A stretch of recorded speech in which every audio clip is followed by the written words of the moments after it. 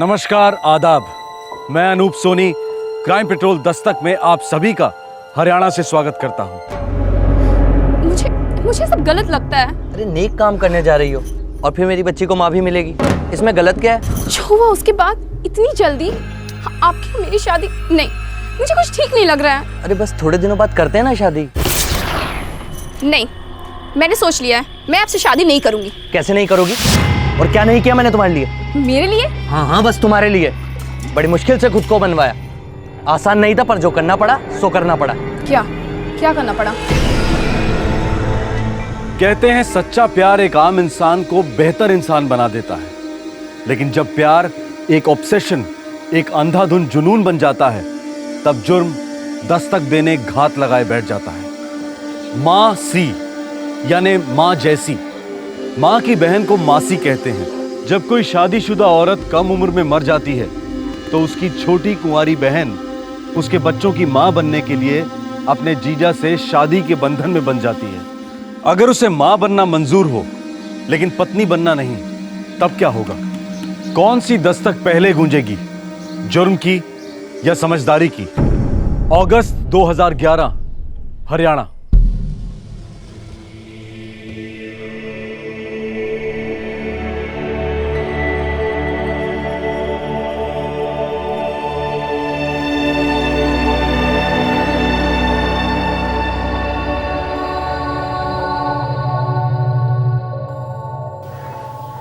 खाना खा ले बेटा।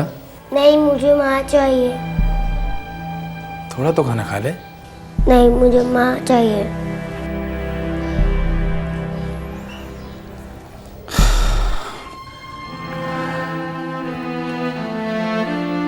यशपाल, बेटा तू दूसरी कर ले। बापू मैं सोनी को नहीं भुला सकता। अरे पर बच्ची ने भुलाना तो जरूरी है। कोई दूसरी इसकी माँ कैसे बन सकेगी बापू? अगर बच्ची की मासी बच्ची की माँ बन जाए तो तने कोई एतराज है? कौन? अपनी स्मृति? हाँ बेटा, अपनी स्मृति, बहू की छोटी बहन। अरे बापू, उसका और मेरा रिश्ता बहुत अलग है। मैं उसे पत्नी कैसे मानू बापू? अरे ना मान। एक बार बच्ची ने मासी को माँ मान लिया तो धीरे धीरे तेरी साली भी तेरी घरवाली बन जाएगी। बापू मैंने ठीक ना लगे, मैंने सोचने दे। तू जितने दिन सोचेगा उतने ही दिन ये बच्ची भूखी सोएगी।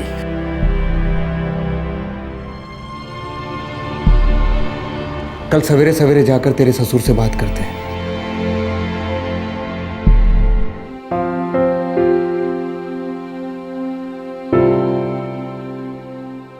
बादल सिंह जी, आपने तो हमारे दिल की बात छीन ली।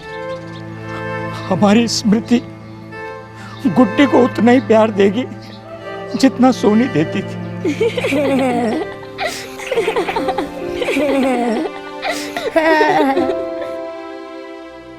बेटा यशपाल, तुम चुप क्यों हो? पिताजी, जब से सोनी गई है तब से कुछ कहने को मन नहीं करता है। क्योंकि सवाल गुड्डी की जिंदगी का है, इसलिए जो आप लोगों को मंजूर हो, जो गांव की पंचायत को मंजूर हो, वो मुझे भी मंजूर है। किसान यशपाल सिंह की पत्नी सोनी का कुछ ही दिनों पहले देहांत हो गया था। अपने पीछे वो एक 4 साल की बच्ची छोड़ गई थी। स्मृति सोनी की छोटी बहन थी और दोनों बहनों के बीच गहरा रिश्ता था। अब दुनिया में अगर स्मृति को सबसे ज्यादा प्यार किसी से था तो वो था गुड्डी से, जो उसकी मरहूम दीदी की बेटी थी।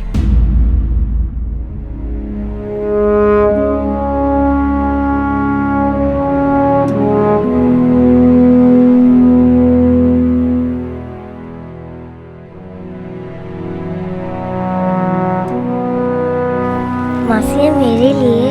हाँ बेटा, ये सब की सब आपके लिए, मेरी गुड्डी जानू के लिए। गुड्डी, जा बेटा, तेरे बापू और दद्दू घर जा रहे हैं, उनके साथ घर जा। नहीं, मुझे माँ चाहिए। माँ, ये यहीं नहीं रह सकती? उसी के लिए बात करने आए ये लोग आज यहाँ पर। सच?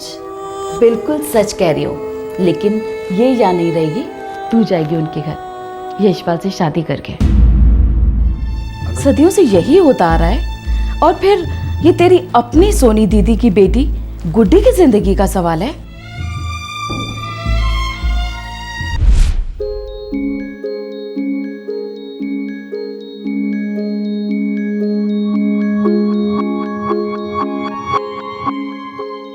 तो मम्मी है, ये तो मासी है।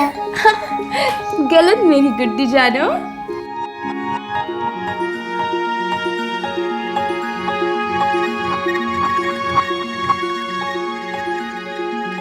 ये मम्मी है, ये मासी है और ये मेरा छोटा भाई। Very good, very good. क्या बात है भाई, हमारा स्वागत तालियों के साथ किया जा रहा है? पापा गए। बेटी, आजा आजा आजा आजा आजा। नहीं जीजा जी, ये तालियां आपके लिए नहीं है, ये तालियां तो हमारी गुड्डी जानू के लिए हैं। हरियाणा की सबसे तेज लड़की। अच्छा, बिल्कुल अपनी माँ पे गई है। हाँ, सिर्फ और सिर्फ अपनी माँ पर गई है। देख लो साली साहिबा, अगर अपनी दीदी की इतनी ज्यादा तरफदारी करोगी ना, तो ये जो हम जलेबी लाए हैं, ये हम और हमारी गुड्डी बिटिया दोनों मिलके खा जाएंगे। जीजा जी अपने लिए जलेबियां लाए? जी हाँ, तो खिलाइए जल्दी। लीजिए। क्या बात है, हमारे लिए तो कभी नहीं लाई जलेबी, अब साली साहिबा आई है तो जलेबी। लो कर लो बात, तुमने कभी मांगी ही नहीं, अब खा लो। ये लो, ये जो जलेबी है हमारे छोटे वाले गुड्डे के लिए। चलो चलो मुंह खोलो। छोड़ो जी, मैंने नहीं खानी जलेबी। ये बात भी सही है, भला एक जलेबी दूसरी जलेबी को कैसे खा सकती है, हैं? ओए ओए, क्या बात है? क्या बात है, चलो इस बात पे खा लो। चलो चलो चलो।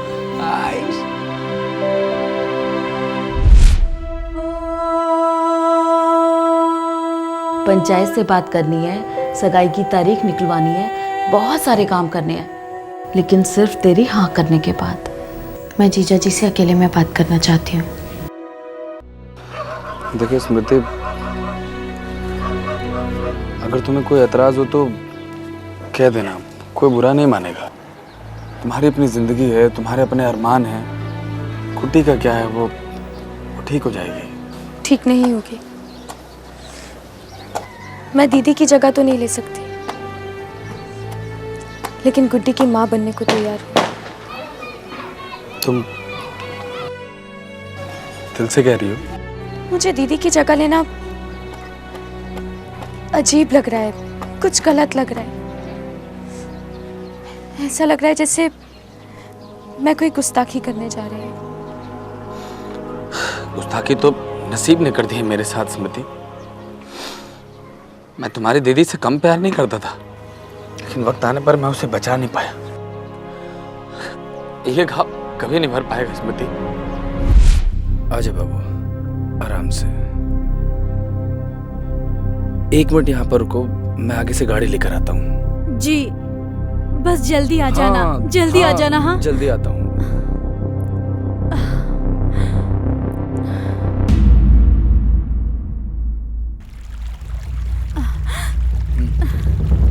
क्या हुआ? अरे तबीयत खराब हो रही है क्या? नहीं। अरे उल्टी जैसा मन हो रहा तो यहीं कर ले। नहीं, घर पहुंचने तक सह लूंगी। अरे घर पहुंचने में भी 40 मिनट लग जाएगा। चल उतर उतर उतर उतर, यहीं कर ले। चल चल आजा। अरे मैं हूं ना यहाँ पर। चल चल आजा आजा आजा चल। जा जा। हाँ हाँ, हो रहा है उल्टी जैसा मन हो रहा है। पता नहीं, प्यास प्यास सी लग रही है। प्यास प्यास सी लग रही है। एक मिनट।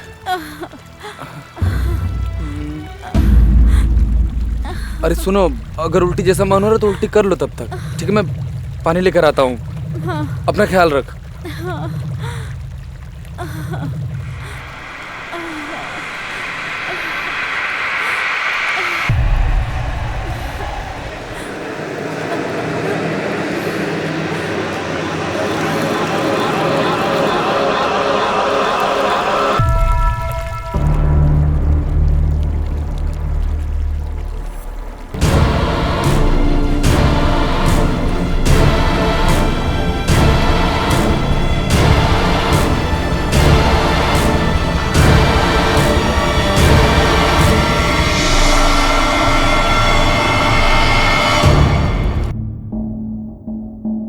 मोबाइल फ़ोन यूज़ करती हैं? जी नहीं साहब। आप लोग माता पिता हैं उसके?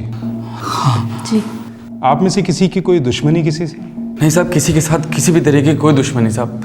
इंस्पेक्टर साहब, जितना हो सके मेरी बीवी को ढूंढिए, वो बीमार भी है और पेट से भी है। यशपाल, मुझे तस्वीर चाहिए तुम्हारी पत्नी की। ये कॉपीज करवाओ। किशन नगर, रमन नहर और मोहकपुर सभी पुलिस स्टेशन को इन्फॉर्म करो। जी सर।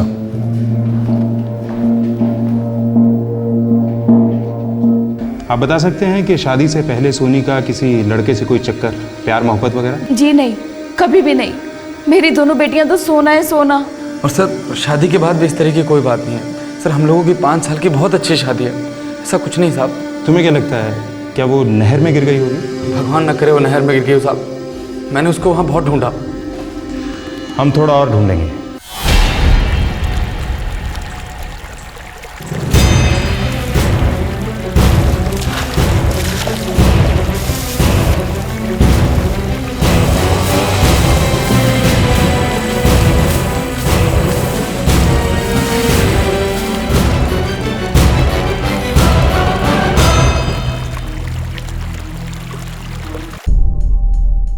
लाश बुरी तरह से सड़ चुकी है, लेकिन है यही लड़की। प्रेग्नेंट थी? 7 महीने। मेल चाइल्ड था उसके पेट में। मौत का कारण? डूबने से मौत हुई है, करीबन 72 घंटे पहले, रफली 3 दिन। 3 दिन पहले मिसिंग कंप्लेंट लिखवाई थी इसके पति ने। वैसे और कोई घाव या निशान वगैरह? नहीं, पर हाँ उसके ब्लड में एंटीबायोटिक के ट्रेसेस मिले हैं। ये औरत बीमार थी। यशपाल, जब तुम पानी लेने गए तो आसपास कोई था? नहीं इंस्पेक्टर साहब, आसपास कोई भी नहीं था। हम सिर्फ 5 मिनट के लिए पानी लेने के लिए गए थे और फिर वापस आ गए थे। तुम दोनों वहाँ रुके ही क्यों थे? इंस्पेक्टर साहब, उसकी तबीयत बहुत खराब थी। हम लोग डॉक्टर के पास से आ रहे थे और दवाइयाँ खाने की वजह से उसको उल्टी आ रही थी, इसलिए हम लोग वहाँ नहर के किनारे रुक गए थे। हमारी तहकीकात से यही लगता है कि उल्टी करते करते वो फिसल कर नहर में गिर गई, डूब कर मौत हुई और पानी बहा ले गया लाश को। तकदीर ने तो मेरी जिंदगी बहा दी इंस्पेक्टर साहब। मेरी बीवी चली गई, मेरा होने वाला बच्चा चला गया, मैं तो कहीं का नहीं रहा इंस्पेक्टर साहब। अब मेरी गुड्डी का क्या होगा? मेरी गुड्डी का क्या होगा इंस्पेक्टर साहब?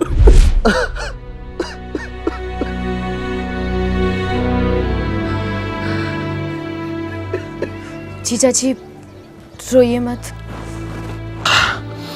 मैं ठीक हूँ स्मृति। देखो स्मृति, तुम अच्छे से सोच लेना, पहले अपने बारे में, फिर गुड्डी के बारे में। मैं चलता हूँ।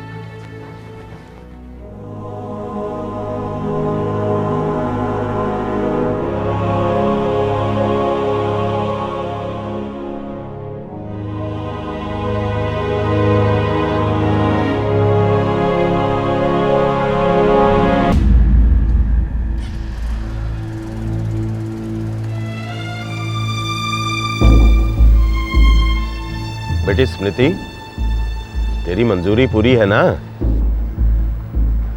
भाई सुंदर सिंह, हम पंचों को इस रिश्ते से कोई इनकार नहीं है।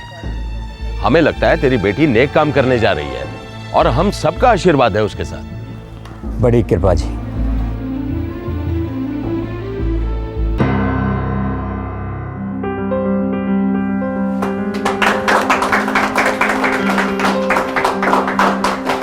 बेटी गुड्डी, आज से तू अपनी मासी को माँ कहना। बेटा स्मृति, आज से तू भी इसे अपना जीजा जी नहीं कहना। अरे खड़ी क्या है, मुंह तो मीठा करा अपने होने वाले पति का।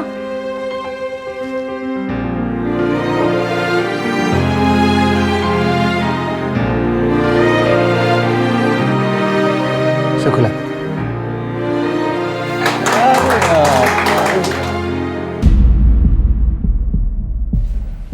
इतनी जल्दी नहीं है अलावत।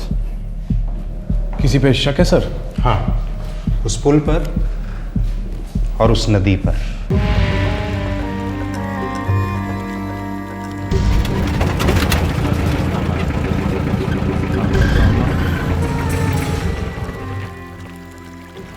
यशपाल के अनुसार सोनी यहाँ खड़ी हुई थी, इस तरफ मुंह करके। करेक्ट सर, लेकिन उसे उल्टी आ रही थी सर, तो हो सकता है वो घूमी हो और उल्टी करने की कोशिश में झुकी होगी और गिर गई होगी सर। 7 महीने पेट से थी वो, बीमार भी। इस हालत में खड़े खड़े इस तरफ घूमना उसके लिए आसान नहीं रहा होगा। और अगर उल्टी ही करनी थी तो नदी में क्यों, सामने ज़मीन पे भी तो कर सकती थी। तो उसे नदी में करनी होगी सर। ओके, शायद उसे नदी में करनी थी, लेकिन वो फिसली किस चीज़ से होगी? उस दिन तो बारिश भी नहीं हो रही थी। आपको शक है किसी पे सर? सोनी यहाँ से फिसली नहीं है, बल्कि उसका दिमाग फिसल गया होगा कभी। सर आपका मतलब वो मेंटली अनस्टेबल थी? पूरे चांसेस हैं कि कोई चीज़ उसे बहुत ज़्यादा परेशान कर रही थी, बहुत दर्द हो रहा था उसे। वो यहाँ से फिसली नहीं है, बल्कि यहाँ से कूद गई है लहलावत। ये सुसाइड का केस हो सकता है। पुलिस को शक हो रहा था कि सोनी एक्सीडेंटली फिसल कर नहीं गिरी है। शायद ये हो सकता है कि उसने आत्महत्या की हो। लेकिन सोनी 7 महीने प्रेग्नेंट थी। ऐसी हालत में वो आत्महत्या क्यों करती? क्या था इस दुखद मौत का राज? पुलिस ने अपने खबरी सोनी के ससुराल और मायके दोनों गांव भेजे। खबरियों ने खबर दी कि सोनी के माता पिता बचपन में ही गुजर चुके थे।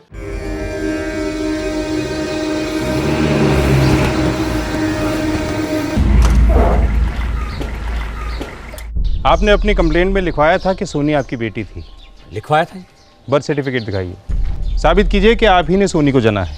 सिर्फ बच्चा पैदा करने से और दूध पिलाने से कोई मां नहीं बन जाती है। आपने हमारे सवाल का जवाब नहीं दिया। क्योंकि आपका सवाल ही गलत है। फिर भी मैं आपकी बात का जवाब देता हूँ। सोनी को इसने नहीं, मेरी बहन ने जना था। इंस्पेक्टर साहब, सोनी जब 4 साल की थी तभी उसके माता पिता की मृत्यु हो गई एक एक्सीडेंट में। तब से लेकर हमने उसे पाला पोसा, 4 किताब पढ़वाई, हाथ पीले किए हमने उसके। हम माँ बाप नहीं हुए उसके। और आपकी दूसरी बेटी स्मृति, वो कौन है? जो आपने कहा वही, वो हमारी बेटी है, उसे इसने जना है। मगर इंस्पेक्टर साहब, हमने उन दोनों में कभी कोई भेदभाव नहीं किया। उन दोनों में सगी बहनों से ज़्यादा प्यार था। और अब तो स्मृति सोनी की बच्ची गुड्डी की माँ भी बनने जा रही है। हाँ, 1 महीने बाद स्मृति और यशपाल की शादी है। आपकी बेटी स्मृति अभी कहाँ है? जी काम से गई है बाहर। पर बात क्या है? देखिए, हमें लगता है कि सोनी फिसल कर गिरी नहीं है, उसने आत्महत्या की होगी। आत्महत्या? पर इंस्पेक्टर साहब, वो ऐसा क्यों करेगी, और वो भी ऐसी हालत में? जैसे आपकी बेटी स्मृति वापस आए उसे थाने ले आइएगा। भाई, पर ऐसा क्या पूछना चाहते हैं आप स्मृति से? देखिए सिंह साहब, अक्सर शादी के बाद लड़कियां अपने माँ बाप को वो सब कुछ नहीं बताती, लेकिन अपनी बहनों को बता देती हैं। और आप ही ने तो कहा है कि दोनों में सगी बहनों से ज़्यादा गहरा रिश्ता था, और अब तो मासी माँ बनने जा रही है। ये सब गांठें बांध के रखना एक जगह और बिखरना नहीं चाहिए। ध्यान से करना सब। यशपाल। हाँ बापू। बेटा, पंडित जी ने अक्टूबर में 3, 13 और 16 तारीख को शुभ मुहूर्त बताया है। अब सोनी के जाने के बाद क्या शुभ और क्या शुभ बापू, अब जो कुछ भी है आप जल्दी निपटा लो। और कोई बैंड बाजा बारात ना करना। मेरे दिल की तो जो है सो है। अब बेचारी स्मृति के ऊपर क्या बीती होगी भगवान ही जाने। हेलो। हाँ समझी जी। क्या हुआ? हे राम। अरे क्या बात होगी बापू? हाँ, मैं यशपाल को बता देता हूँ। क्या हुआ? तेरे ससुराल में पुलिस आई थी। पुलिस किस लिए? उनको शक है कि सोनी ने। अरे क्या शक है बापू? सोनी फिसल कर नहीं गिरी, बल्कि उसने अपनी जान दे दी। बेटा क्या? नामुमकिन। मेरी दीदी कभी सुसाइड कर ही नहीं सकती थी। कोई दुख, कोई दर्द कभी जिक्र किया हो? दुख सुख तो सबकी जिंदगी में चलता ही रहता है, पर ऐसी कोई बात नहीं थी। और दीदी तो बहुत जिंदा दिल इंसान थी, और ऊपर से पेट से थी। पति यशपाल के साथ कोई अनबन? नहीं, यशपाल जी तो सोने के बने हुए इंसान हैं। दीदी उनके साथ बहुत खुश थी। और अब तुम खुश रहोगी उनके साथ? गुड्डी की खुशी के लिए। और आपकी खुशी ये मायने नहीं रखती? माँ बाप की मर्जी है, पंचायत का जो फैसला है, मैं तो बस रीत निभा रही हूँ। अपनी मर्जी से? हाँ। खुशी से? आपको और कुछ पूछना है? मैं जा सकती हूँ?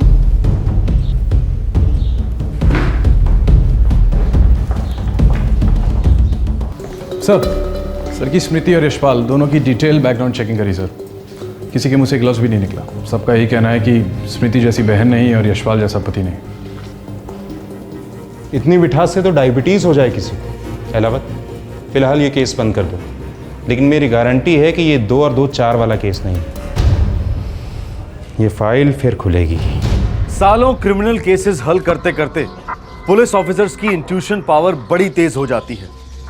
हर केस में भले ही पूरी तरह से नहीं, लेकिन हल्की हल्की दस्तक जरूर सुनाई देती है। पुलिस को स्मृति की चुप्पी और झिझक पर भरोसा था, क्योंकि यही चुप्पी इस केस में हुए जुर्म को उजागर करने वाली थी।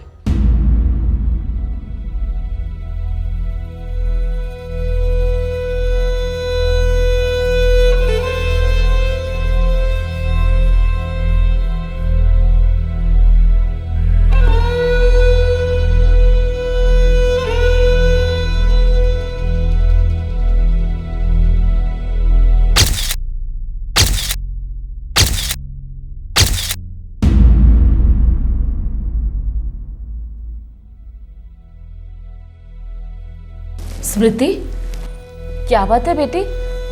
तू कुछ बोल क्यों नहीं रही है? जब से थाने से आए हैं, एक शब्द नहीं बोली तू। देख, तुझे मेरी कसम है, कुछ तो बोल। स्मृति। माँ, बाबा, मैं ये शादी नहीं करना चाहती। पुलिस वाले गलत कह रहे थे बेटा। मैं जानती हूँ, लेकिन दीदी ने मुझसे कहा कि मैं गलत कर रही हूँ और मुझे ऐसा नहीं करना चाहिए। सोनी मर गई है बेटा। नहीं बाबा, दीदी जिंदा है मेरे अंदर, और वो मुझे कहती है कि स्मृति, तू ऐसे कैसे कर सकती है, ये गलत है, ऐसा मत कर। देख, मैं मानती हूँ कि तुझ पर दबाव है, पुलिस वालों ने कुछ भी अनाप शनाप बक दिया होगा और तू आ गई उनकी बातों में। पुलिस वालों ने कुछ भी नहीं कहा, लेकिन मैं जानती हूँ कि दीदी कभी सुसाइड कर ही नहीं सकती थी। माँ, आप ही बताओ, क्या एक औरत कभी भी ये बर्दाश्त कर सकती है कि उसका पति किसी और का पति बन जाए, चाहे फिर वो उसकी खुद की बहन क्यों ना हो? अगर मैंने ऐसा किया तो दीदी टूट जाएगी। वो किसी और को ब्याह कर घर ले आएंगे, तब गुड्डी का क्या होगा? बाबा, गुड्डी के लिए हम हैं ना। और हमारे जाने के बाद? बाबा, मैं गुड्डी का ध्यान रखूंगी, उसे पढ़ाऊंगी, लिखाऊंगी, सब कुछ करूंगी। तेरी अपनी जिंदगी होगी, तेरा अपना पति, तेरे अपने बच्चे, उन सबके बीच गुड्डी का क्या होगा? मेरे और गुड्डी के बीच कोई नहीं आएगा। मैं शादी ही नहीं करूंगी, किसी से भी नहीं। कैसी बापू? अच्छी है, लेकिन ये शादी का जोड़ा वापस कर दे बेटा। क्यों? ये शादी नहीं हो सकती। क्यों नहीं हो सकती? तेरे ससुर जी का फोन आया था। क्या बोले वो? बोले कि स्मृति का दिल नहीं है, वो बच्ची को तो उम्र भर संभाल सकती है, लेकिन तुझसे शादी नहीं कर सकती। छोटे बापू, होली है।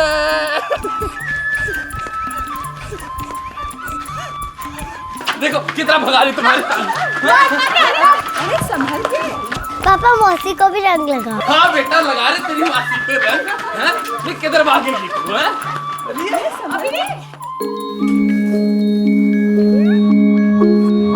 मम्मी, मुझे छोटू को भी रंग लगाना है। लगाओ।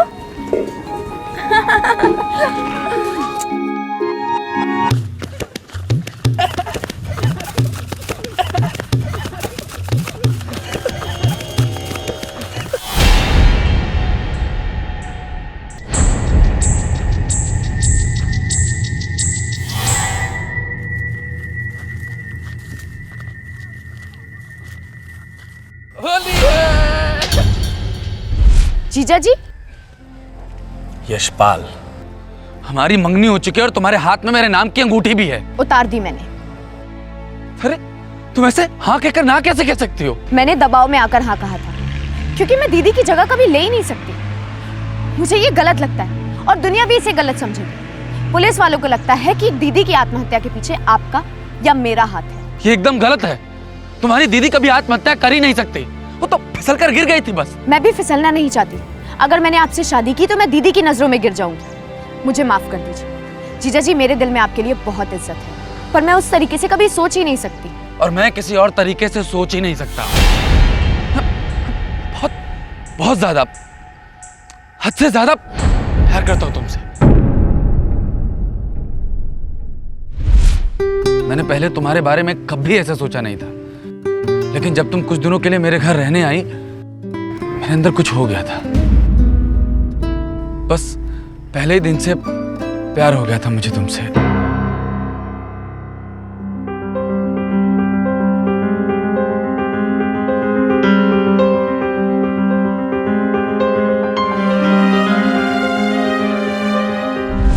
दीदी के होते हुए आप मेरे बारे में ऐसा सोच भी कैसे सकते थे?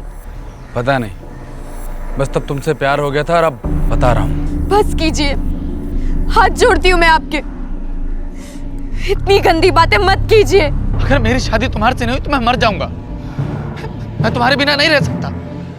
वो 3 महीने जो तुम हमारे यहाँ रही थी, मेरी जिंदगी बदल गई थी। बस कीजिए जीजा जी, बस कीजिए। और जब से तुम गई हो, मैं तड़प रहा हूँ दिन रात, और मैं जानता हूँ कि तुम भी तड़प रही हो मेरे लिए वैसे ही। अब हम दोनों के एक होने का टाइम आ गया स्मृति। जानवर से भी बदतर हैं आप। भगवान का लाख लाख शुक्र है कि मुझे सही वक्त पे सही राह दिखा दी। काश दीदी को भी शादी से पहले दिखी होती। कम से कम आप जैसे घटिया इंसान से तो बच जाती वो। घटिया ही सही, अब ये घटिया आदमी तुम्हें पाने के लिए किसी भी घटिया हाथ को पार कर जाएगा। एक घटिया हाथ तो मैं पार कर चुका हूं। क्या क्या किया आपने? तुम्हारे और मेरे बीच में जो दीवार थी उसे मैं अपने हाथों से गिरा चुका हूं।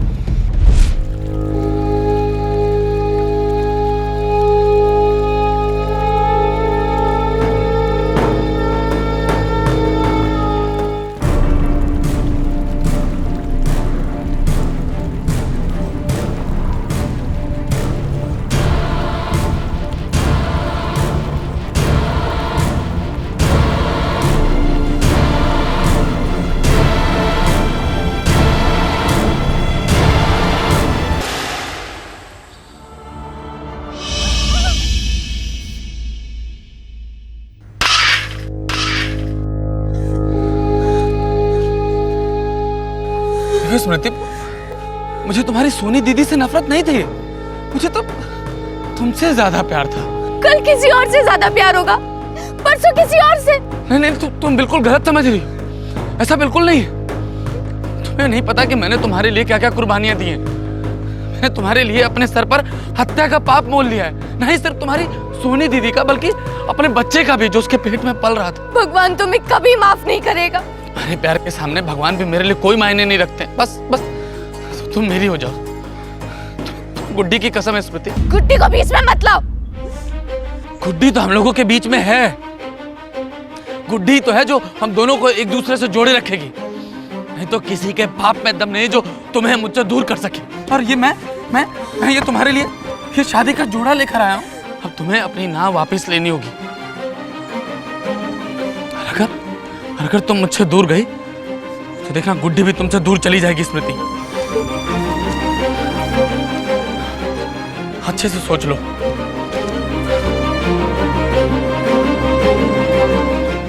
स्मृति के सर पर दो धारी तलवार लटक रही थी। एक तरफ था सोनी के कत्ल का शौक और दूसरी तरफ गुड्डी के अनाथ हो जाने का डर।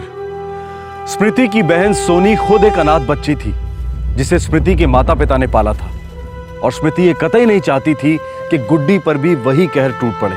लेकिन यशपाल सोनी और उसके होने वाले बच्चे का कातिल था, पर स्मृति के पास इस बात का कोई ठोस सबूत नहीं था। स्मृति के सामने एक बहुत बड़ी विडंबना थी, धर्म संकट था।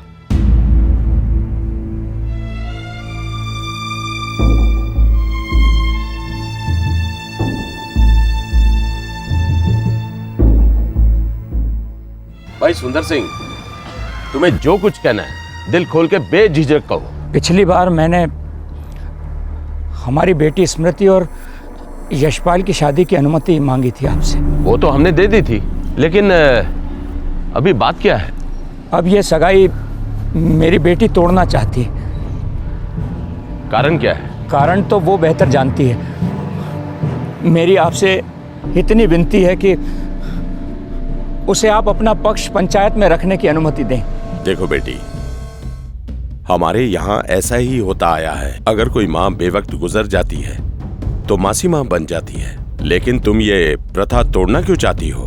मुझे मासी से माँ बनने में कोई ऐतराज नहीं है। मैं खुशी खुशी गुड्डी की माँ बनने को तैयार, पर मैं अपने बहन के पति को अपना पति नहीं बनाना चाहती। ऐसे कैसे हो सकता है? अगर तुम्हारा ब्याह कहीं और हो जाए तो इस बच्ची को कौन अपनाएगा? मेरा ब्याह कहीं नहीं होगा, मैं कसम खाती हूँ। आप कहें तो मैं लिख कर देती हूँ। मैं जिंदगी भर गुड्डी का ख्याल रखूंगी, कंवारी रहूंगी। प्रथा सिर्फ बच्ची की देखभाल करने की नहीं है, प्रथा अपनी दीदी के पति की देखभाल करना भी होता है। ये इंसान तो मेरी दीदी का पति कहलाने के लायक ही नहीं और ना ही गुड्डी का पिता कहलाने के लायक है। इसने मेरे सामने कबूल किया है कि इसी ने मेरी दीदी की हत्या की। मेरी दीदी की मृत्यु कहीं से फिसलकर या गिरकर नहीं हुई थी, ना ही उन्होंने आत्महत्या की थी। मेरी दीदी की हत्या हुई थी और वो हत्यारा ये है। क्या बात कर रही है छोरी? होश में तो हो? अब तक नहीं थी, पर अब होश में भी हूँ और पूरे जोश में भी। आप प्रथा की बात कर रहे थे ना, तो आइए आज एक नई प्रथा शुरू करते हैं। इस हत्यारे को पुलिस के हवाले कर दो। बोलिए, तो शुरू होगी ये नई रीत? हमारे पुरुष प्रधान समाज में फैसला स्मृति के पक्ष में जाने की संभावना बहुत कम थी और पुलिस भी इस फाइल को क्लोज कर चुकी थी। स्मृति के पास कोई सबूत नहीं था, लेकिन उसके पास हिम्मत की कोई कमी नहीं थी और सबसे महत्वपूर्ण बात यह थी कि स्मृति सच बोल रही थी। इस केस में पंचों की राय ने अपने आप में एक नई प्रगतिशील मिसाल कायम की। पंचायत ने स्मृति का पक्ष लिया और गांव में पुलिस बुलाई।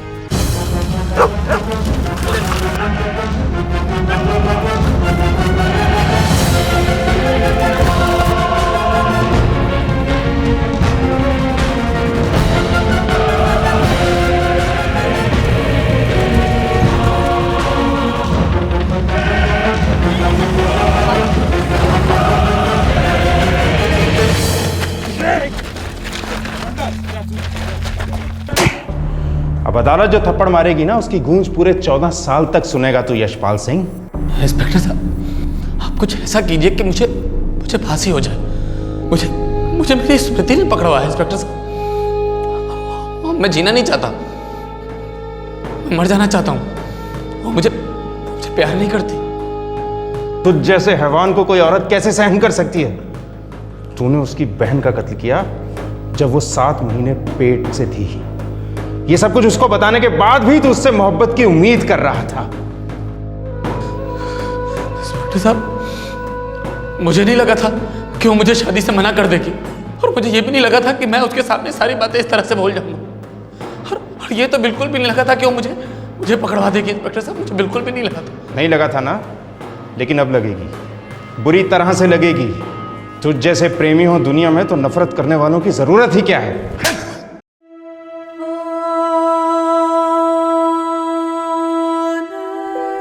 चौबीस साल की स्मृति अब मासी से मां बन गई है।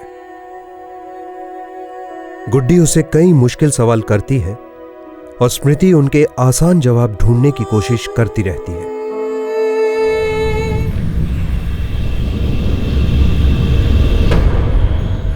नमस्कार, आदाब। मैं अनूप सोनी क्राइम पेट्रोल दस्तक में आप सभी दर्शकों का मुंबई से स्वागत करता हूं। रेडी? हाँ रेडी। यस।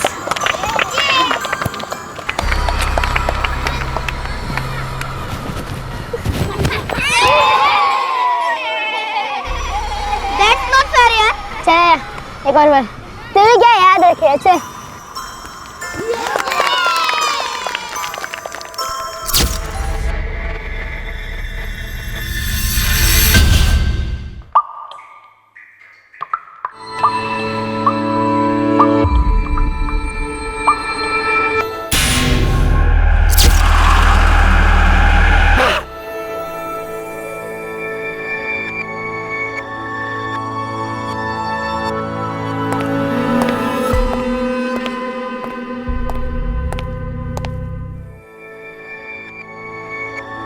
बोलो बेटा, बोलो ना, क्या हुआ? बच्चों का दर्द उनके आंसुओं से ज्यादा उनकी खामोशी बयां करती है। बच्चों की खामोशी माँ बाप के लिए दस्तक होती है कि कुछ बहुत गलत हो रहा है। अक्टूबर 2011, साउथ मुंबई, महाराष्ट्र।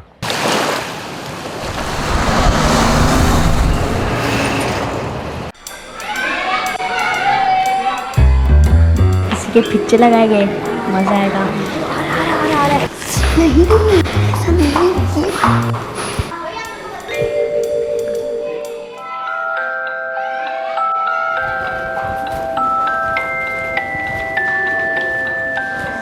क्यों बे? 5th स्टैंडर्ड के तुच्चे? बोलो 6th स्टैंडर्ड के बच्चे।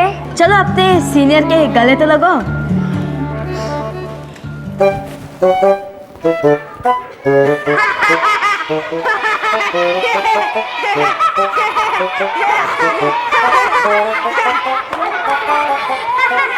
साले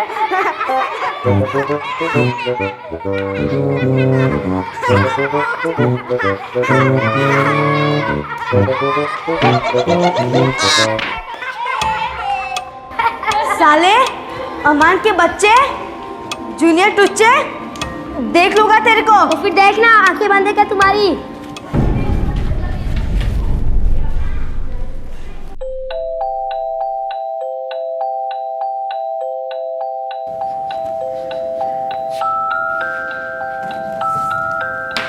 हो गया सर। क्या बात है अमन, तुम तो छा गए मेरे दोस्त। Students, a big hand for Aman Khan. So class, जैसा कि आपने देखा कि practice makes you perfect. Practice कैसी होनी चाहिए जिससे आप दर्द सहन कर सको?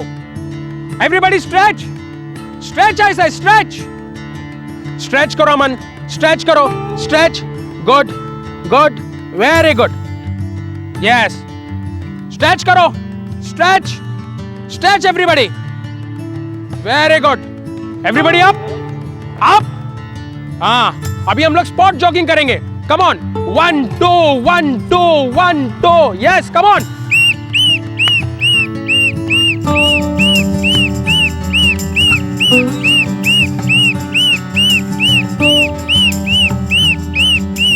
एक अच्छे घर का मुस्कुराता खुश मिजाज बच्चा और दक्षिण मुंबई के पॉश इलाके का एक टॉप स्कूल, मानो दोनों एक दूसरे के लिए ही बने थे। 10 साल के अमान खान की जिंदगी मस्ती, मासूमियत और मेहनत का गठबंधन थी। और फिर एक दिन वो मनहूस दिन आया, मायूसी के बादल छा गए, दर्द आया दबे पांव।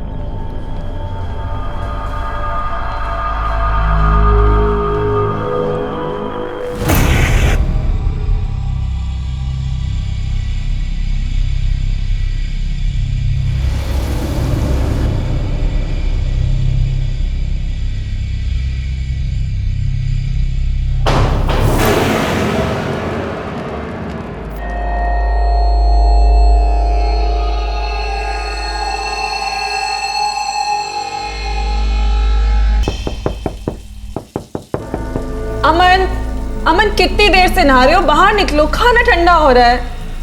अमन, अमन,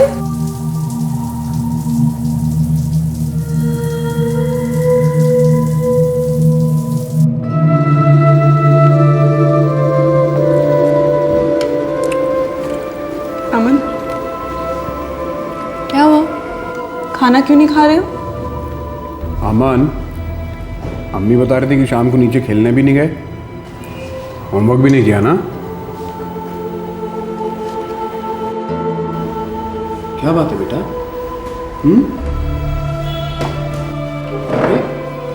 अमन, अमन, सुनो बेटा। अरे क्या हो गया इसे? पता नहीं जी, पहले तो कभी ऐसे पेश नहीं आया। स्कूल में झगड़ा वगड़ा हुआ होगा दोस्तों से। पता नहीं क्या हो गया है इसको। अमन बेटा, अमन क्या हुआ? बताओ। अच्छा ठीक है, सो जाओ। हाँ,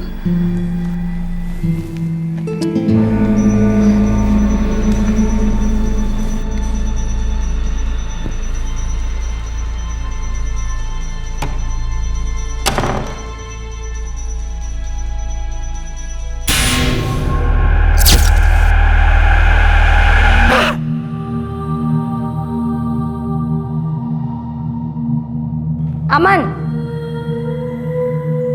अमन, फिर क्लासरूम में सो रहे हो? जाओ वॉशरूम में फेस वॉश करके आओ। अमन,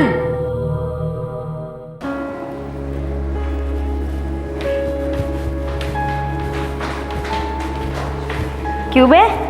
5th स्टैंडर्ड के टुच्चे आजकल आता नहीं खेलने? डर गया क्या?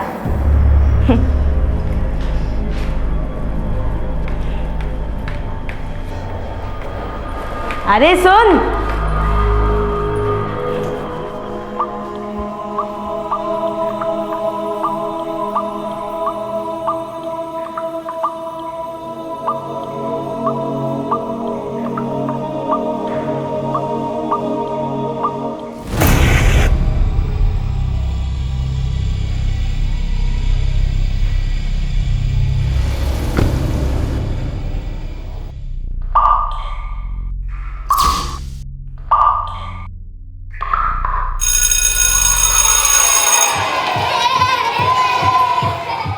बताना तो तुम्हें पड़ेगा ही अमन। सुनिए। ताहिरा प्लीज बीच में मत बोलो।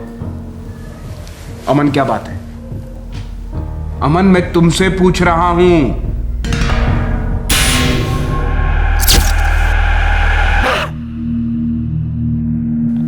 ऐसे सर हिलाने से कुछ नहीं होगा। अरे मजाक है क्या? टीचर ने 3-3 रिमार्क्स लिख के दिए डायरी में। तुम क्लास में सोते रहते हो, होमवर्क नॉट डन, टिफिन नहीं खा रहे हो, किसी के साथ खेल नहीं रहे, बोल नहीं रहे। देखो मेरी तरफ, देखो मेरी तरफ। बेटा लास्ट टाइम पूछ रहा हूं, क्या बात है? मुझे स्कूल नहीं जाना है। लेकिन क्यों नहीं जाना है?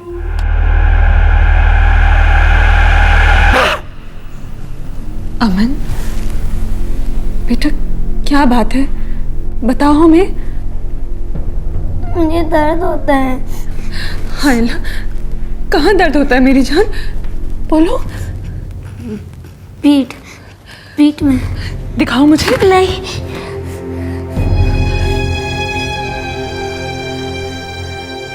अमान को तुरंत डॉक्टर के पास ले जाया गया और डॉक्टर के एग्जामिनेशन ने अमान के माता पिता की होश उड़ा दी। सोडोमी यानी अप्राकृतिक संभोग के कारण फूल से बच्चे का तन और मन घायल हुआ था, लेकिन वो उस घिनौनी हरकत करने वाले का नाम लेने से साफ इनकार कर रहा था। आखिर क्यों?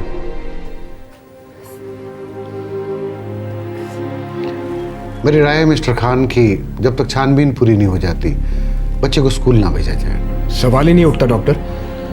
मैं कल सुबह प्रिंसिपल से मिल रहा हूं अमन को लेकर। और एक बात, टेक्निकली ये पुलिस केस बनता है और मेरी ड्यूटी बनती है कि मैं पुलिस को इन्फॉर्म करूंगा। डॉक्टर मैं देखता हूं कि स्कूल क्या कहता है, तब तक प्लीज आप रुक जाइए।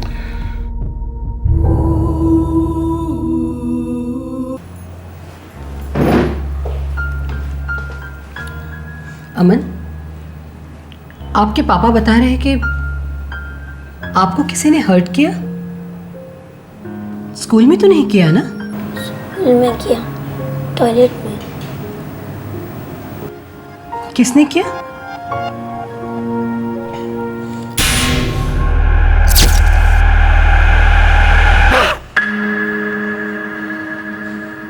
मिसेस खान, आप अमन को लेकर बाहर बैठिए।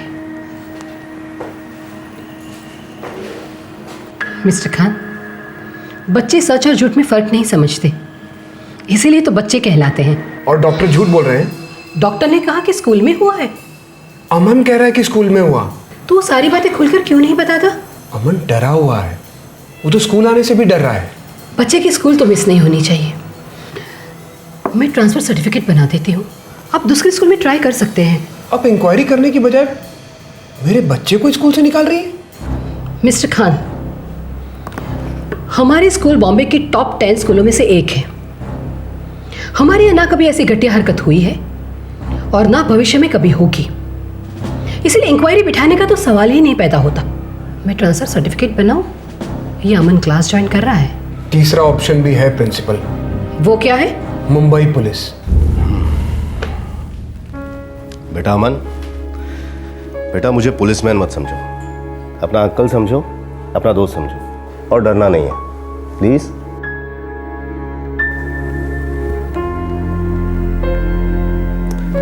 बेटा तुमने उसका चेहरा देखा था?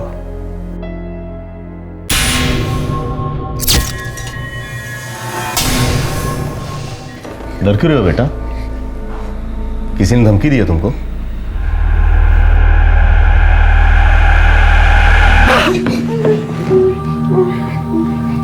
अच्छा, कुछ नहीं हुआ अमन, कुछ नहीं हुआ। मिस्टर खान, प्रिंसिपल से मैं अकेला मिलूंगा। कोई स्कूल नहीं चाहता कि पुलिस उनके कैंपस में आए। हर स्कूल को अपनी रेपुटेशन और गरिमा की बहुत फिक्र होती है, और स्कूल यह भी जानता है कि एक गंदी मछली पूरे तालाब को गंदा कर सकती है। पुलिस के कहने पर स्कूल प्रिंसिपल ने इंक्वायरी कमेटी बिठाई। अब सवाल यह था कि कौन थी ये गंदी मछली, और क्या इस तालाब में सिर्फ एक ही गंदी मछली थी? इंस्पेक्टर डिसिल्वा, ये हमारे स्कूल के मैथ्स टीचर हैं, मिस्टर बोरकर। ये इंक्वायरी करेंगे। श्योर मैम, मैं अमन को काफ़ी अच्छी तरह से जानता हूँ, बहुत ही अच्छा स्टूडेंट है वो। आई एम श्योर जल्द से जल्द पता चल जाएगा कि सच क्या है और झूठ क्या है। इस केस में मुझे ऐसी झूठ जैसी बात तो कोई लगती नहीं, एटलीस्ट अब तक तो नहीं। हाँ, लेकिन सच और खामोशी के बीच एक डर की दीवार जरूर है। अगर आप अमन को वो दीवार पार करवा दें तो हमारे लिए बहुत बड़ी मदद होगी। 3 दिन में मैं और मिस्टर बोरकर आपको पूरी रिपोर्ट सबमिट करेंगे।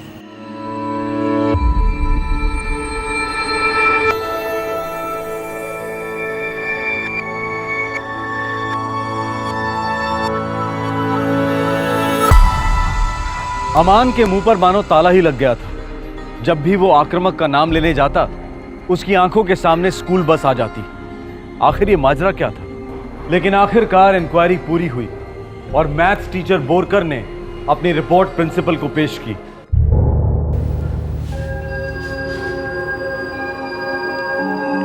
Are you sure mister Borkar? क्या ऐसा ही हुआ है? मैम, मुझे भी यकीन नहीं हो रहा है, पर मैंने जो जो लिखा है एग्जैक्टली मुझसे वही कहा गया है। मैंने शुरुआत अमन के साथ पहली मीटिंग से की। प्लीज अमन खान, मुझ पर भरोसा करो। तुम मेरे फेवरेट स्टूडेंट हो।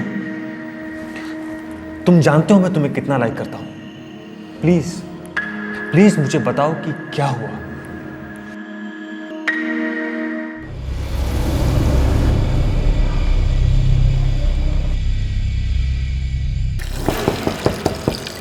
वेरी गुड अमन, वेरी गुड। अब ये बताओ कि तुम उसे, जिसने तुम्हें हर्ट किया, उसे जानते तो हो, तो फिर तुम उसका नाम क्यों नहीं बताना चाहते?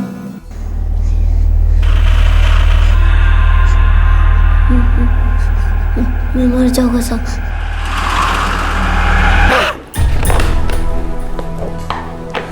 यार कर्माकर, हाँ, इस इंक्वायरी ने दिमाग खराब कर दिया यार। हाँ यार, और एकदम फर्स्ट क्लास स्टूडेंट है वो अमन खान। हाँ, रियली है। मुझे लगता है कि ये सीनियर जूनियर वाला मामला है। मतलब 5th और 6th क्लास वालों के बीच में चलता है ना, सीनियर और जूनियर को लेकर एक दूसरे को सताना। बुलिंग होती है ना काफी। हाँ होती है।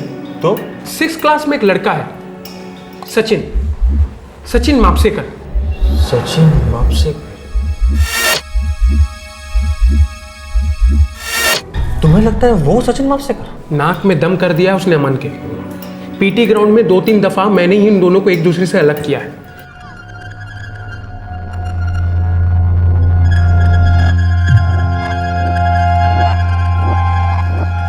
अमन, डरो मत। सचिन की तरफ देखो।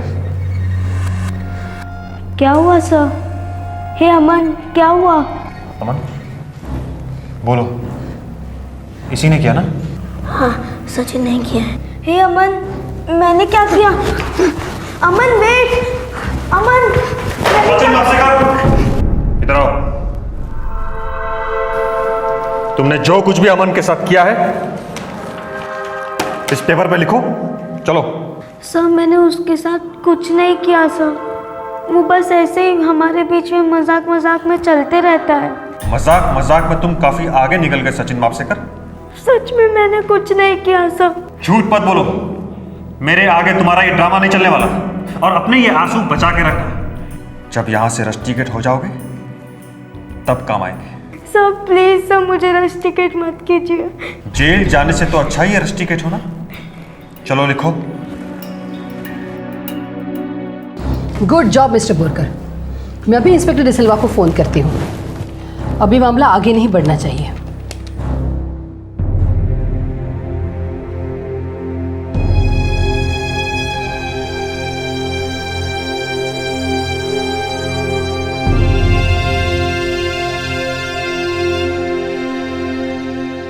प्रिंसिपल ने उस लड़के को रेस्टिकेट कर दिया है। आपसे रिक्वेस्ट की है कि इस केस को और आगे ना बढ़ाएं और अमन धीरे धीरे स्कूल जाना शुरू कर दे। उसका जो भी पोर्शन मिस हुआ है उसके लिए हमने एक्स्ट्रा कोचिंग क्लासेस अरेंज करने की बात भी की है। थैंक यू इंस्पेक्टर, आप काफ़ी आउट ऑफ द वे गए हैं हमारे लिए। मेरा भी 8 साल का बेटा है मिस्टर खान। अमन के लिए ऑल द बेस्ट। मैं ऊपर वाले से दुआ करूंगा कि वो इस बुरी याद को जल्द से जल्द भुला दे।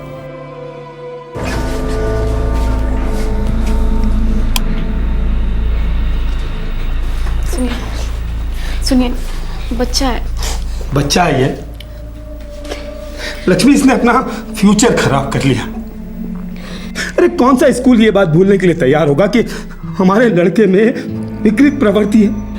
इस शहर का हर स्कूल एक्सप्लेनेशन मांगेगा। कहाँ लेकर जाऊंगा तुझे मैं? लेकिन मैंने कुछ नहीं किया।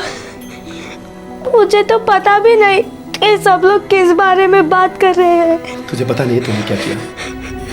अरे तुझे नहीं पता तूने क्या किया? कहां से सीखा ये गंदी हरकतें? तू कहां से सीखा? अब तू जानता है मैं क्या करूंगा? सचिन, मैं तुझे ऐसे सख्त से सख्त बोर्डिंग में डालूंगा कि खाल खींच कर ठीक करेंगे वो लोग तुझे। लक्ष्मी, इसने अमन की जिंदगी बर्बाद कर दी। मैंने कुछ नहीं किया। हम लोग बस ऐसे ही मस्ती मजाक करते रहते थे। मजाक था ये? मजाक था क्या ये? जाने दीजिए, कितना डर रहा है वो। बच्चे और खासकर बॉयज बहुत मजाक मस्ती करते हैं और उनके मजाक आपस में फिजिकल होते हैं। मारा मारी, उछलना कूदना, प्रैक्टिकल जोक्स, बुलिंग करना वगैरह वगैरह। लेकिन अमान के साथ जो हुआ और जिसके लिए सचिन दोषी पाया गया, वो ना मस्ती थी और ना ही मजाक। लेकिन क्या एक 6ठी क्लास का बच्चा 5वीं क्लास के 10 साल के बच्चे के साथ ऐसा कर सकता है? ये केस क्लोज होना तो दूर, बल्कि अभी तो शुरू ही हुआ था।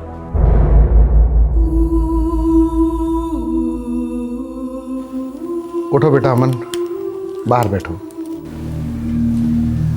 ये लो बेटा, दूसरे कलर का चाहिए। अमन, ले लो। Good boy. अब आप बाहर जाइए, रिसेप्शन पे आंटी बैठी हैं, उनसे कहिए कार्टून लगाएं। आप कार्टून देखें जब तक मम्मी आती है। ओके, जाओ। Very good, very nice. Aman ठीक तो हो जाएगा ना डॉक्टर? मिसेस खान, फिजिकल घाव जो हैं वो तो ठीक हो गए, उसकी चिंता नहीं है, लेकिन बच्चे को काउंसलिंग के लिए भेजना जरूरी है। मेंटल घाव अभी भी ताजा है। आप ठीक कह रहे हैं। वो लड़का जिसने ये सब किया था वो तो पकड़ा गया है, फिर भी पता नहीं क्यों अमन स्कूल जाने से कतराता है। स्कूल बस देखते ही रोने लगता है। तो वो लड़का पकड़ा गया? जी, उसकी अमन से बनती नहीं थी, बस इसीलिए उसने अमन के साथ ये घिनौनी हरकत की। उसी के स्कूल का स्टूडेंट है, उससे 1 क्लास सीनियर, 6th स्टैंडर्ड का। नामुमकिन। क्या मतलब डॉक्टर? 6th स्टैंडर्ड का लड़का बच्चा ही होता है मिसेस खान, और ये हरकत किसी बच्चे ने नहीं बल्कि किसी बड़े ने की है। मैं मेडिकली प्रूफ कर सकता हूं ये किसी एडल्ट की हरकत है। ऐसा कैसे हो सकता है डॉक्टर? ऐसा हुआ है मिसेस खान, और 6th स्टैंडर्ड का बच्चा ये नहीं कर सकता। डॉक्टर ने रिपोर्ट भी बना के दी है इंस्पेक्टर। इसका मतलब अमन और सचिन दोनों झूठ बोल रहे हैं। लेकिन क्यों इंस्पेक्टर? वो दोनों ऐसा क्यों करेंगे? शायद उनसे झूठ बुलवाया जा रहा है। आप एक काम कीजिए मिस्टर खान, फिलहाल अमन से कोई भी सवाल जवाब मत कीजिए। मुझे ये बहुत ही सीरियस मैटर लग रहा है।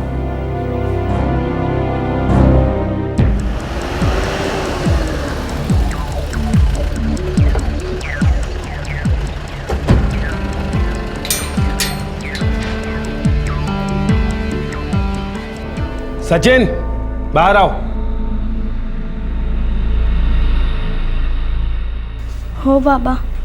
इंस्पेक्टर साहब जो भी पूछे उसका सही सही जवाब देना, ठीक है? इधर आओ बेटा, बैठो, डरो नहीं। ओके? अंकल, मैंने कुछ भी नहीं किया अंकल। तो बेटा आपने लिख के दिया है कि आपने अमन को घायल किया है। पहले मुझसे साइन करवाया गया, फिर वो सब लिखवाया गया, जिसका मतलब भी मुझे नहीं मालूम है। तो आपने लिखा क्यों? साइन क्यों किया? बोरकर सर ने मुझसे कहा कि अगर साइन नहीं करूँगा तो मुझे जेल भेजा जाएगा। आई बाबा की शपथ खाता हूँ अंकल, स्कूल में सब लोग मुझे गंदा गंदा बोलते रहते, मुझे कुछ भी नहीं पता। मिस्टर मापसेकर, लड़का आपका सच बोल रहा है, इनोसेंट है, फंसाया गया है। बच्चे का ख्याल रखिएगा। थैंक यू, बाय बेटा।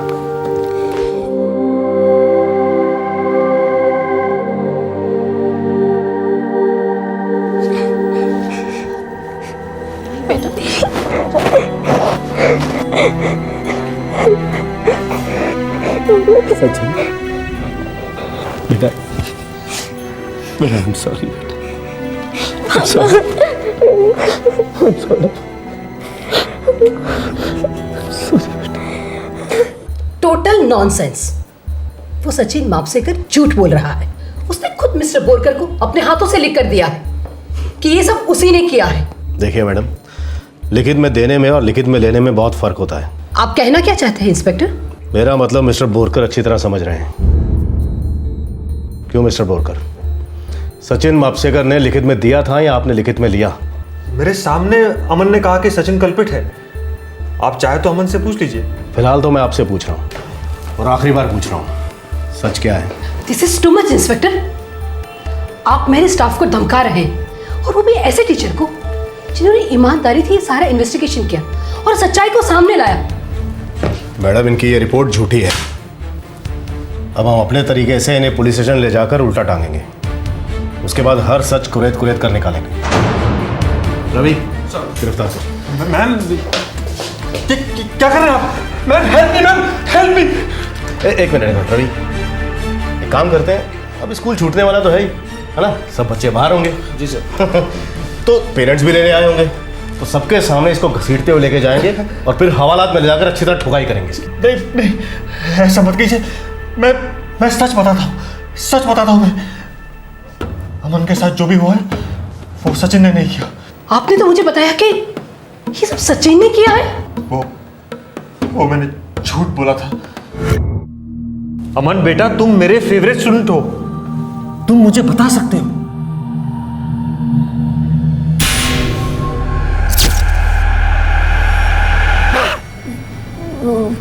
वो मुझे बस के नीचे फेंक देगा। कौन?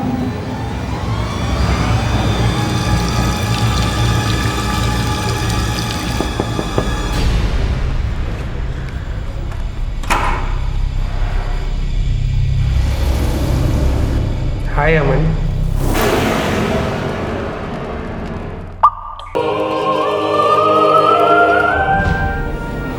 ओह माय गॉड।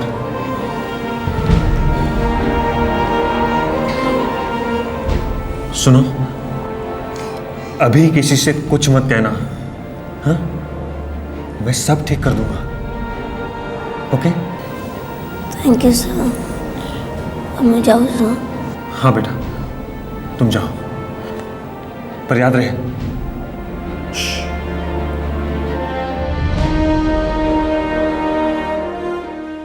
गलती हो गई यार। यार मुझे माफ कर दे। तुझे दोस्त कहने में शर्म आ रही है मुझे। सोच, तेरी बीवी को पता चलेगा तो क्या होगा? 2 महीने नहीं हुआ तेरी शादी को। पता है मुझे झटके आते हैं और मैं अपने आपे से बाहर हो जाता हूं। देख, इस बार मुझसे गलती हो गई, मैं कसम खा रहा हूं। इस बार मुझे बचा ले प्लीज, प्लीज। सॉरी प्रदीप,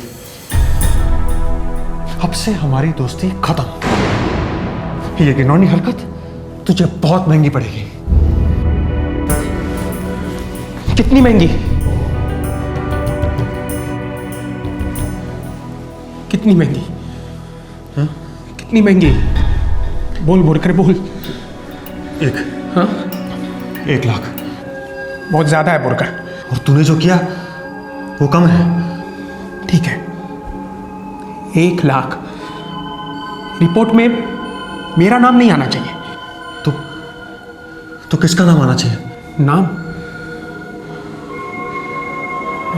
नाम। हाँ, 6th क्लास में एक लड़का है, सचिन।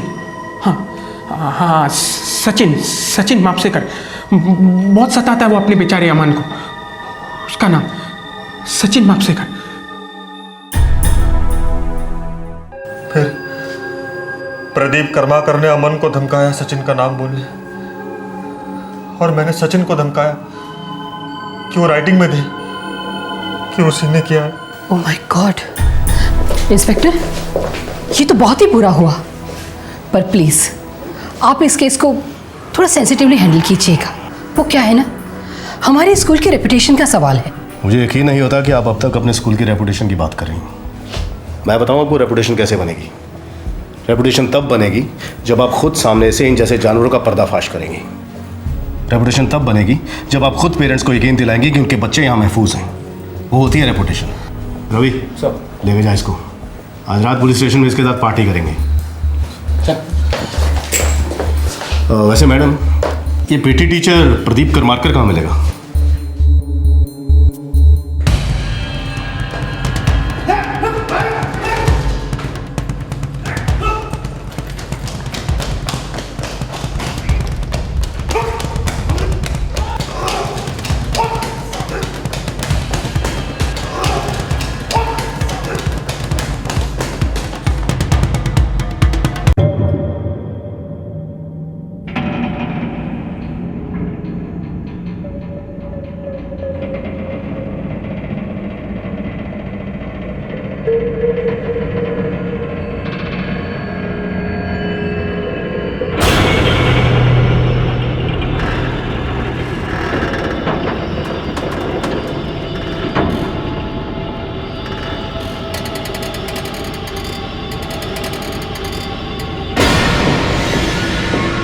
नहीं सर, नहीं सर, नहीं सर, नहीं sir, sir please sir, don't shoot me sir, please don't shoot me sir. Sir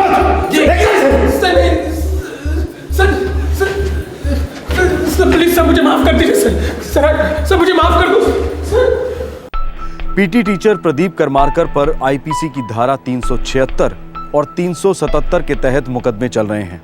maximum सजा यानी 10 साल की मांग की गई है। मैथ्स टीचर बोरकर पर प्रदीप करमारकर का साथ देने और उसके जुर्म को छुपाने के चार्जेस लगाए गए हैं। काउंसलिंग और ढेर सारे प्यार ने अपना रंग दिखाना शुरू कर दिया है। अमान ठीक होने की राह पर है। सचिन मापसेकर को दोबारा स्कूल में रीएडमिट किया गया है। दोनों स्टूडेंट्स अब दोस्त हैं और उम्मीद की जाती है कि वक्त दोनों के घाव पूरी तरह भर देगा।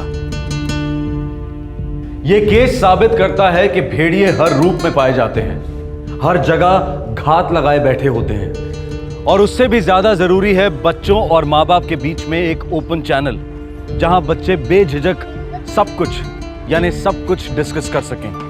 उम्र के हिसाब से सेक्स एजुकेशन दी जाए ताकि बच्चे दूसरों के द्वारा किए गए सही और गलत बर्ताव को तुरंत पहचान लें। क्राइम पेट्रोल दस्तक की जुर्म के खिलाफ जंग जारी रहेगी। अगले हफ्ते फिर मुलाकात होगी। तब तक अपना ख्याल रखें, अपने बच्चों का ख्याल रखें। जय हिंद। इस तरह के और भी एपिसोड देखने के लिए हमारे चैनल को सब्सक्राइब करें और बेल आइकन दबाना ना भूलें।